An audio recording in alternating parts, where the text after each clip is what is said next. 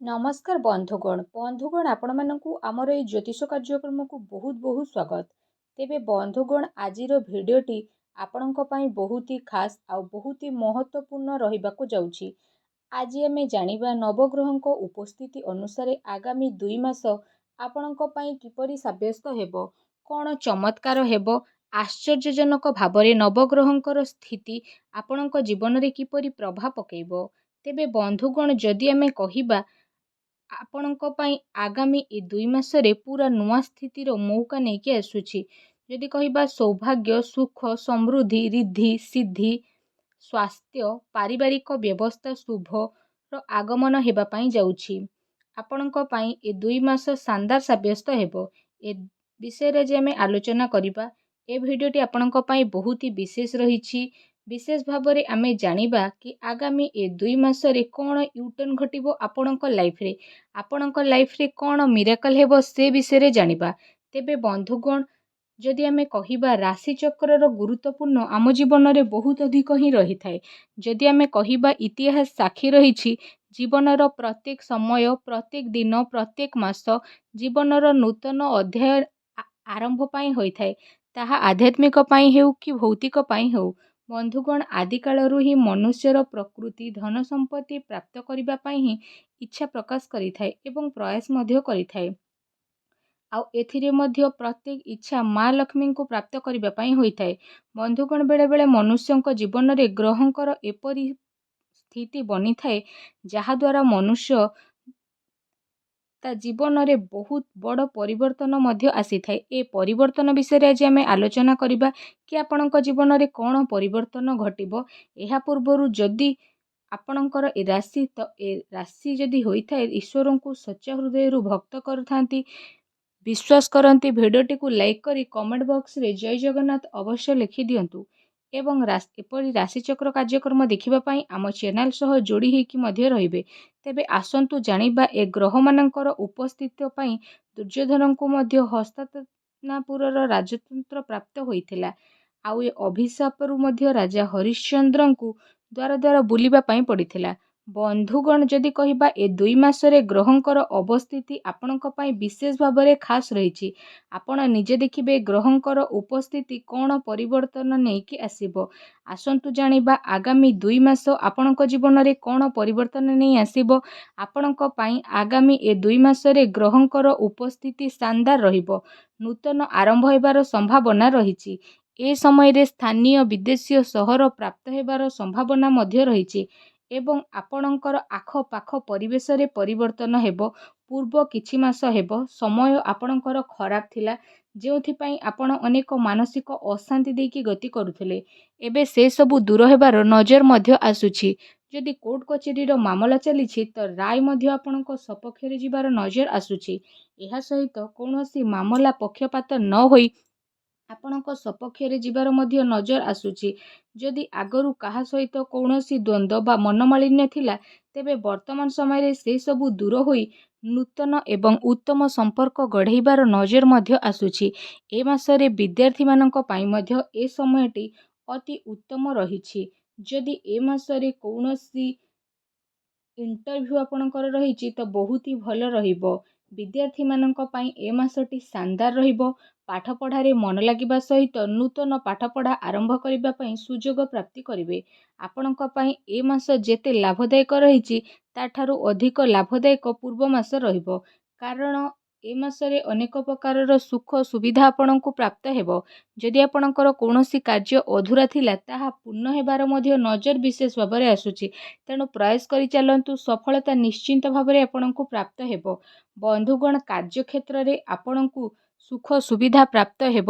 ଆପଣ ଯେଉଁ ଯୋଜନା ବା ଇଚ୍ଛାକୁ ପୂରା କରିବାକୁ ଅନେକ ଦିନରୁ ପ୍ରୟାସ କରୁଥିଲେ ଏବଂ ସେଥିରେ ବିଫଳ ମଧ୍ୟ ହେଉଥିଲେ, ଏବେ ସମୟ ଆସିଯାଇଛି ସେଥିରେ ସଫଳତା ସୁନିଶ୍ଚିତ ରୂପରେ ଆପଣଙ୍କୁ ପ୍ରାପ୍ତ ହେବ। ବାସ୍ ଏ କାର୍ଯ୍ୟ ସମ୍ପୂର୍ଣ୍ଣ ହେବାର ଏବେ ନଜର ଆସୁଛି। ବନ୍ଧୁଗଣ ଯେତେବେଳେ ବିଶେଷ ଭାବରେ ସୂର୍ଯ୍ୟଙ୍କର ରାଶିର ପରିବର୍ତ୍ତନ ଘଟିବ, ସଂକ୍ରାନ୍ତି ପରେ ଆପଣଙ୍କ ଜୀବନରେ ୟୁଟର୍ନ ଘଟିବ। ଆପଣଙ୍କୁ କର୍ମ ଫଳଦାତା ଆଉ ନ୍ୟାୟର ସ୍ୱାମୀ ଶନି ଗ୍ରହ ସ୍ୱରାଶିରେ ବିଶେଷ ଭାବରେ ବକ୍ରି ହେବା ପାଇଁ ଯାଉଛନ୍ତି। ଏହାପରେ ଆପଣଙ୍କୁ ଅନେକ ପ୍ରକାରର ସଫଳତା ମିଳିବ, ନୂଆ ନୂଆ ଅବସର ମଧ୍ୟ ପ୍ରାପ୍ତ ହୋଇଯିବ। ଏ ସମୟରେ ବିଶେଷ ଭାବରେ ଆପଣ ଦେଶ ବିଦେଶ ଯାତ୍ରାରେ ମଧ୍ୟ ଯାଇପାରନ୍ତି। ଭ୍ରମଣର ବିଶେଷ ଭାବରେ ଯୋଗ ବନୁଛି। କ୍ୟାରିୟରରେ ଡେଭଲପମେଣ୍ଟ ହେବ, ସଫଳତା ବି କ୍ୟାରିୟରରେ ମିଳିବ। ପ୍ରଫେସନାଲ ଲାଇଫରେ ମଧ୍ୟ ଆପଣଙ୍କୁ ସଫଳତା ପ୍ରାପ୍ତ ହୋଇଯିବ ଏବଂ ଏହା ସହିତ ଆପଣ ନୂତନ ବାହନ ବା ସମ୍ପତ୍ତି, ଜମି ଜମା, ଘର ବା ଫ୍ଲାଟ୍ ଆପଣ କିଣିପାରନ୍ତି। ଯଦି ଅନେକ ଦିନରୁ ଏସବୁ ସମ୍ପତ୍ତି କ୍ରୟ କରିବା ନିମନ୍ତେ ପ୍ରୟାସ କରି ରହୁଥିଲେ, ତେବେ ଏସବୁ ଆପଣଙ୍କ ପାଇଁ ଉତ୍ତମ ରହିବ। ଯେଉଁମାନେ ଚାକିରିରତ ଜାତକ ବା ଅଲରେଡ଼ି ଯେଉଁମାନେ କାର୍ଯ୍ୟ କରୁଛନ୍ତି, ତ ସେମାନଙ୍କର ଟିକେ ସ୍ଥିତି ମଜବୁତ ରହିବ। ଏ ସମୟରେ ଆପଣ କୌଣସି ପ୍ରଭାବଶାଳୀ ବ୍ୟକ୍ତିଙ୍କ ସହ ସମ୍ପର୍କ ବା ଦେଖା ସାକ୍ଷାତ ହୋଇପାରେ। ଯେଉଁମାନେ ବ୍ୟାପାର ବା ବାଣିଜ୍ୟ କରିଛନ୍ତି, ବିଶେଷ ଭାବରେ ଯଦି ଆମେ କହିବା ତ ସେମାନଙ୍କ ଆୟରେ ବୃଦ୍ଧି ଘଟିବ। ବ୍ୟାପାର ବାଣିଜ୍ୟରେ ନୂତନ ପରିଚୟ ଆପଣଙ୍କର ସୃଷ୍ଟି ହେବ। ନୂଆ ଆଇଡ଼ିଆ ଆପଣ ଆପଣଙ୍କ ବିଜନେସରେ ଆଡ଼୍ କରିବେ, ଯାହା ଆପଣଙ୍କୁ ଅନେକ ସଫଳତା ଏବଂ ଲାଭ ମଧ୍ୟ ପ୍ରଦାନ କରିବ। ଏହା ସହିତ ଏ ସମୟରେ ଆପଣଙ୍କ ଆର୍ଥିକ ସ୍ଥିତିରେ ମଧ୍ୟ ସୁଧାର ଆସିଯିବ। ଅର୍ଥ ଆପଣଙ୍କର ବୃଦ୍ଧି ପାଇବ। ଯେହେତୁ ଷଷ୍ଠ ଘରେ ରାହୁ ବିରାଜିତ ହୋଇକି ଅଛନ୍ତି, ତ ଅନେକ ପ୍ରକାରର ସୁଖ ସୁବିଧା, ଷଷ୍ଠ ଘର ସ୍ୱାସ୍ଥ୍ୟଜନିତ ଯାହା ବି ସମସ୍ୟା ଥିଲା ତାହା ଦୂର ହୋଇଯିବ ଏବଂ ଆପଣଙ୍କୁ ଡେଭଲପମେଣ୍ଟ ମିଳିବ। ଫାଇନାନ୍ସିଆଲି ଡେଭଲପ ହେବେ, ଅନେକ ସଫଳତା ପାଇବେ। ଆଉ ଯେଉଁ ଉଚ୍ଚ ପଦ ମଧ୍ୟ ଆପଣଙ୍କୁ ପ୍ରାପ୍ତ ହେବାର ଯୋଗ ବନୁଛି। ବିଶେଷ ଭାବରେ ଆପଣଙ୍କ ଜୀବନରେ ଏ ସମୟରେ ବଡ଼ ପରିବର୍ତ୍ତନ ହେବାର ଯୋଗ ବନୁଛି। ଆପଣଙ୍କର ବ୍ୟବହାର ବା କଥାବାର୍ତ୍ତାରେ ମଧ୍ୟ ପରିବର୍ତ୍ତନ ଦେଖିବାକୁ ମିଳିବ। ଆପଣଙ୍କ ଭିତରେ ନୂତନ ତେଜ ମଧ୍ୟ ଆପଣ ବିଶେଷ ରୂପରେ ଅନୁଭବ କରିବେ। ଶାରୀରିକ ଶକ୍ତି ବୃଦ୍ଧି ପାଇବ। ତା ସହିତ ଏସବୁ ଗ୍ରହଙ୍କର ଭାବରୁ ହିଁ ହୋଇଥାଏ। ଯାହା ମନୁଷ୍ୟ ଯେତେବେଳେ ଭୋଗ କରେ, ତାହା ଗ୍ରହଙ୍କର ଉପସ୍ଥିତି ଯୋଗୁଁ ହିଁ ହୋଇଥାଏ। ତେବେ ଏହି ପ୍ରଭାବ ଏ ମାସରେ ମଧ୍ୟ ହେବା ପାଇଁ ବିଶେଷ ଭାବରେ ଯାଉଛି।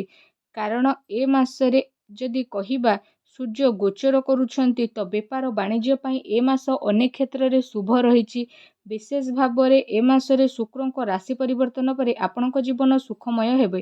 ନିଜେ ନୂତନ ଜବ୍ ପ୍ରାପ୍ତ କରିବା ସହିତ ଅନେକ ବ୍ୟକ୍ତିଙ୍କୁ ଆପଣ କର୍ମ ପ୍ରାପ୍ତି କରିବାରେ ସହଯୋଗ ପ୍ରଦାନ କରିବେ ବା ଅନ୍ୟ ପାଇଁ ଚାକିରି ଖୋଜିବାରେ ପ୍ରୟାସ ମଧ୍ୟ କରିପାରନ୍ତି, ଯାହା ଆପଣଙ୍କ ପାଇଁ ଅନେକ ଶୁଭ ହେବ।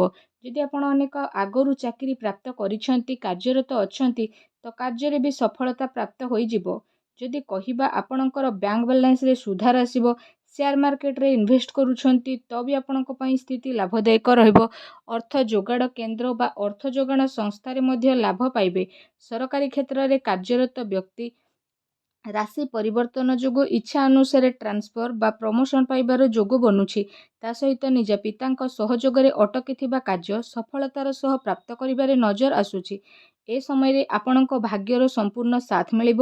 ଏ ସମୟରେ ଆପଣ ସୁରକ୍ଷିତ ଜୀବନ ବିତାଇବେ ବା ପାରିବାରିକ ସୁଖ ମଧ୍ୟ ପାଇପାରିବେ।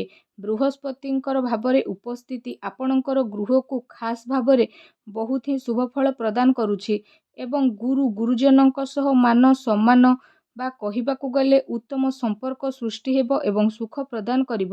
ବୈବାହିକ ଜୀବନରେ ବୈଚାରିକ ମତଭେଦ ଆପଣଙ୍କର ଦୂର ହେବ। ବୈବାହିକ ସୁଖ ମଧ୍ୟ ପ୍ରାପ୍ତ ହେବ।